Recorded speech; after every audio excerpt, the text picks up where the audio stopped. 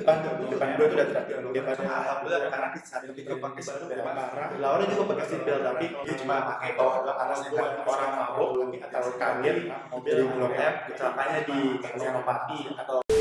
Halo, gue Gagal Muhammad terkait berita-berita yang lagi trending banget dan bahkan sampai ke TikTok, Twitter, dan akun-akun gosip di Instagram. Gue di sini mau memberikan beberapa penjelasan.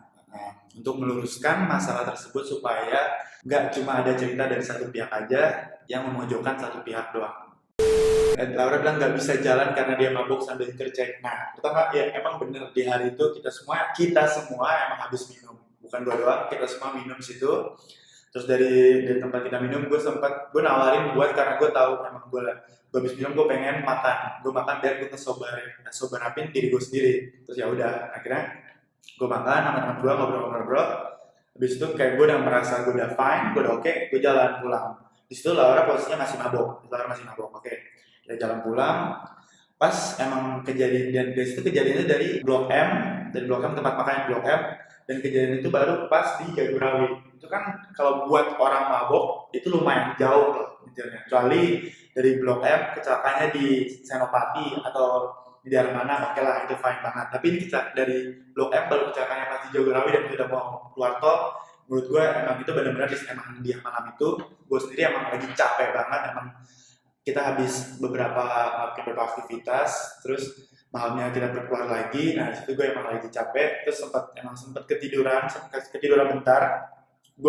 Pas langsung gue bangun beberapa detik, bangun depan depan gue tuh udah truk. Daripada gue ngantem truk lebih parah, kita berdua bakal lebih parah, jadi mending gue ambil kanan. Karena gue banting kanan terlalu kaget, mobil akhirnya kepinter kebalik dan ya seperti itu kejadiannya. Poin yang gue pengen bahas adalah di sini kejadiannya bukan gue yang bikin dia jadi kayak gini, karena kita kecelakaan bareng-bareng. Kita bukan dia doang yang sakit, tapi gue juga kena kok, gue juga luka. Cuma alhamdulillah karena di saat itu gue pakai seatbelt. Laura juga pakai seatbelt, tapi yang kalau kalian tahu yang pakai seatbelt tapi atasnya dibuka doang, jadi cuma bawah doang. Jadi dia cuma pakai bawah doang, atasnya enggak. Untungnya juga masih pakai seatbelt, walaupun cuma satu. Kita nggak tahu kalau misalnya dia nggak pakai seatbelt sama sekali, who knows kan. Kita di sini nggak bisa bilang kalau Laura nggak bisa ini harga lu nih, gue nggak bisa, kayak Laura nggak bisa jalan karena dia mabuk. Kan kita nggak ada yang tahu itu semua. Menurut gue sendiri ya itu semua jalan Tuhan. Kalau emang bakal kayak gitu ya bakal kayak gitu. Even gue kalau emang Tuhan buat pengen gue yang mati atau gue bakal nggak bisa jalan juga, Tuhan pasti bakal bikin kayak gitu. Udah buat celaka dan tidak bertanggung jawab. Di situ kita kecelakaan bareng-bareng, gue tegasnya kita kecelakaan bareng-bareng, bukan cuma Laura doang yang gue tabrak atau Laura lagi nyebrang terus gue tabrak, kan enggak, kita kecelakaan bareng-bareng. Dan gue juga ikut kecelakaan, dan itu juga mobil gue sendiri. Masa gue mau ngerusakin mobil gue sendiri, ya kan, logikanya kayak gitu. Dan yang nggak mungkin aja sih ada orang mau mencelakai dirinya buat mencelakai diri sendiri buat mencelakai orang lain. Gue dari hari dimana kecelakaan sampai selesai, gue selalu tanggung jawab bareng dia. Gue selalu nemenin dia, gue yang bantu ngerawat dia. Sampai dia keluar dari rumah sakit pun gue tetap nemenin dia. Gue hampir 24/7 gue di rumahnya dia, sama sekali nggak. Gue di rumah mungkin dari Jumat sama Sabtu di rumah doang, dan itu tapi tetap malamnya ke dia terus. Dan setiap dia mau terapi atau dia treatment, gue selalu bantu gendong dia sampai ke mobil, gue selalu bantu dorong dia. Karena setiap dia mau terapi itu nggak ada orang lagi yang bisa ngebantu gendong dia. Atau pas setiap dia mandi, gue juga bantu ngangkatin dia. Keluarga gue udah sebisa mungkin bertanggung jawab buat ngebantu mereka secara finansial. Tapi ya reason pertama adalah pas kejadian ini itu lagi pandemi COVID, semua usaha bisnis juga pasti ada masa naik dan turunnya. Tapi kita berusaha mungkin buat ngasih ke Laura. Dan yang kedua adalah di mana pas keadaan gue harus bisanya ngebantu kerjaan nyokap gue, bisnis nyokap gue harus di stay juga di Laura. Itu penghambat kedua kenapa kita susah banget buat bisa lebih cepat ngebantu Laura. Gue nggak sama sekali meninggalkan Laura karena orang ketiga, karena sama sekali kita nggak ada orang ketiga yang buat gue mau putusin Laura. Itu hal bodoh menurut gue ya kalau emang gue ngelakuin itu. Tapi kita putus karena emang pertama yang gue mikir itu yang terbaik buat dua-duanya, karena kita semua punya kehidupan masing-masing. Gak mungkin gue bisa terus-terusan stay di situ terus, karena gue juga punya pekerjaan di luar, gue juga harus bantu nyokap gue gitu. Keputusan yang kita ambil berdua buat kebaikan berdua. Reason kedua adalah ya orang tua kita juga memang udah mungkin satu sama lain udah memutuskan buat kayak ya ya udahlah kalian nggak pesan lagi, tapi tetap kok kita bakal tanggung jawab semuanya, event gak bareng pun kita bakal tanggung jawab. Jadi buat kalian yang pikir kalau karena orang nggak bisa jalan atau karena orang ketiga, itu sama sekali nggak benar. Karena kalau emang orang bisa jalan, kenapa nggak dari hari, kenapa nggak dari day one or bulan kedua atau bulan ketiga gue pasti, kenapa harus tahun gue nunggu gue buat diri gue sendiri, gue ngelepasin kerjaan-kerjaan yang emang harusnya gue bisa dapat tapi gue lepasin buat dia, itu kenapa nggak gue lepasin dari awal, gue putusin dari awal kan kayak gitu. Karena emang beneran ini yang putusan buat kita berdua yang terbaik. Pas saat kita mau putus pun, gue sama Laura udah ngobrol kayak kita putus baik-baik dan sama sekali gak mau ada masalah, karena gue juga nggak, karena menurut gue juga gak mau ada masalah sama Laura, dan Laura juga kayak kita pengen tetap punya hubungan baik aja. At least kita masih sering ngobrol, gue masih sering chat sama Laura, kita masih sering ngobrol, dan gue sendiri kaget tiba-tiba pas kemarin gue bangun, semua teman-teman gue pada ngobrol kayak, gak lu ini sampai manajer gue juga pada nanya, gak kamu apa ini, kayak kok bisa tiba-tiba jadi kayak gitu, padahal kayak kita aja sering ngobrol baik-baik, cerita tentang lagi ngapain, kejadian apa aja, tapi ternyata dia yang memutuskan buat ngomong kayak gini, si gak pernah hargain gue cek, si bikin bangkrut dari awal pacaran. Oke, gue sama Laura udah 2 tahun berjalan. Nah, gue rasa dia udah cukup pintar untuk tidak melanjutkan hubungan ini kalau emang gue ngerugiin dia, atau bikin bangkrut dia, atau tidak menghargai dia, ataupun morotin dia seperti yang dia bilang. Kalau kan semua manusia punya otak, semua manusia dikasih Tuhan punya pikiran yang buat berpikir lebih jernih, lebih cerdas aja sendiri buat mengambil keputusan. Dan ada satu hari dimana kayak itu udah hubungan kita udah hampir mau setahun. Di hari itu dia sendiri yang mutusin gua, dan gue udah bilang ke dia, gue tipe orang dimana kalau gue udah putus, gue nggak bakal bisa balikan, gue nggak bakal mau balikan. Jadi dalam waktu dia putusin gue akhirnya gue pergi. Besoknya dia benar-benar nyamperin gue ke rumah temen gue. Di situ gue udah tahu nih dia bakal nyamperin gue ke rumah temen gue. Akhirnya besok pas dia nyamperin temen gue, dia sampai nungguin gue gini kayak, dan gue emang juga masih sayang, dan akhirnya kita balikan. Di situ kan kita bisa lihat gimana dia, sedangkan sekarang lucu dia malah ngomong kayak gini, terus pas gue udah mau end the relationship, dia malah bilang kayak gue nggak hargain dia, gue bikin dia bangkrut.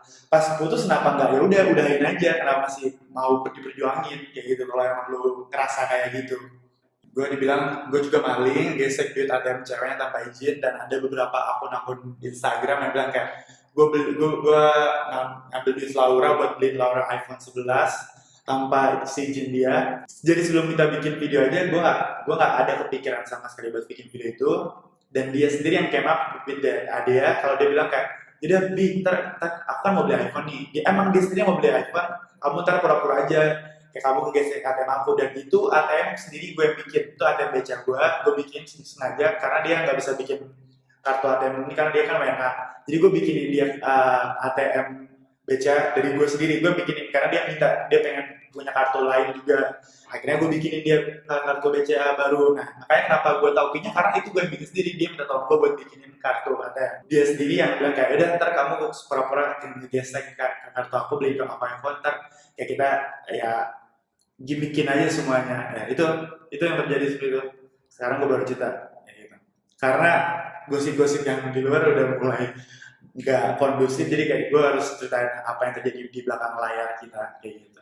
Nah, ini yang gue dengar juga ada beberapa yang mereka ngebahas soal Ducati. Nah, Ducati itu yang kalian tahu itu adalah sebenarnya Ducati yang kita pakai di Bali itu, dan itu kita sewa buat kita pakai bareng-bareng dan kita pakai sehari-hari. Dan itu emang dua-duanya pun ya emang mau pakai motor di situ kita, karena pertama Bali macet dan kita pengennya lebih efisien aja naik motor. Dan emang gue yang nawarin atau gue yang nyaranin kayak, kita pakai aja kalau mau kayak gitu. Motor gue yang di Jakarta itu nggak ada hubungannya sama sekali dengan Ducati yang di Bali. Jadi pure motor gue yang itu punya gue sendiri. Dan soal motor gue di Jakarta itu gue beli pakai duit gue sendiri dari gue SMA kelas 2, gue beli itu teman-teman SMA gue tahu semua itu motor gue beli sendiri.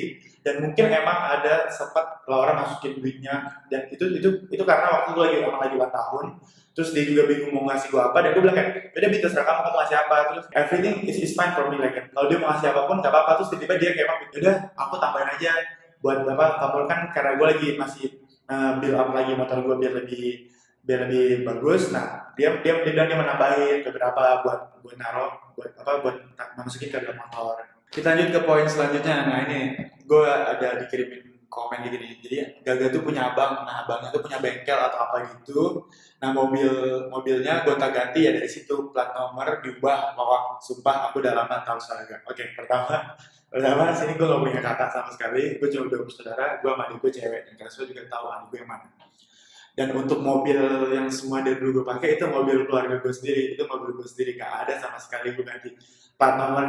Dan lu tahu dari mana gue ganti plat nomor gitu, kayak lu bisa tahu dari mana. Dan yang kedua adalah lu siapa, lu tahu lama soal Gaga. Kalau lu tahu lama soal Gaga, lu gak mungkin ngomong kayak gitu soal kita bisa. Nah, ini kita bisa agak agak lucu sih karena mereka mikir gue yang bikin kita bisa, sedangkan dia emang yang kita bisa itu Laura yang minta. Di situ ada teman-teman semua kok, ada teman gue, ada Noel, Shannon, Lula, Canon, mereka semua juga ada. Nah, di situ mereka semua tahu kalau misalnya Laura yang minta bikin kita bisa, tapi emang reasonnya dia mau bikin kita bisa buat ngebantu orang-orang lain. Jadi hasil bikin kita bisa itu bukan buat dia, tapi dia mau galang dana buat orang-orang yang membutuhkan yang lain.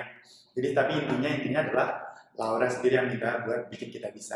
Gue minta banget sama kalian semua netizen Indonesia yang cerdas, tolong banget jangan menyangkut pautkan semuanya ke keluarga gue, orang tua gue, manajer gue, even ke adik gue atau ke manajemen gue pun, tolong jangan sama mereka karena kita keluarga udah mikirin baik-baik. Dan kita yang sama kayak gue jelasin di poin pertama, kalau kita semua udah benar-benar bakal bertanggung jawab dan kita semua lagi fight buat bantu Laura. Cuma emang semuanya butuh proses dan kalian semua tahu di masa-masa pandemi ini gak semua gampang. Jadi kita bakal, tapi kita tetap bakal bertanggung jawab sebisa mungkin. Jadi mungkin udah cukup buat semuanya. Mungkin itu yang bisa gue jelaskan untuk masalah ini. Karena di sini semua bukan cuma soal gue atau karena gue cuma mau membenarkan, gue juga nggak membenarkan apa yang gue lakuin. Dan di sini setidaknya gue meluruskan apa yang perlu diluruskan. Gue mau minta maaf untuk Laura atas semua hal yang mungkin menyakiti hatinya dan kejadian-kejadian tidak sama sekali terduga atau kita nggak bakal tahu karena itu semua udah jalan Tuhan. Lah, gue harap dengan yang Laura lakuin saat ini udah membuat Laura puas dan gue juga jadi tahu apa yang perlu gue lakuin tentang perasaan gue buat hubungan kita yang sekarang ini.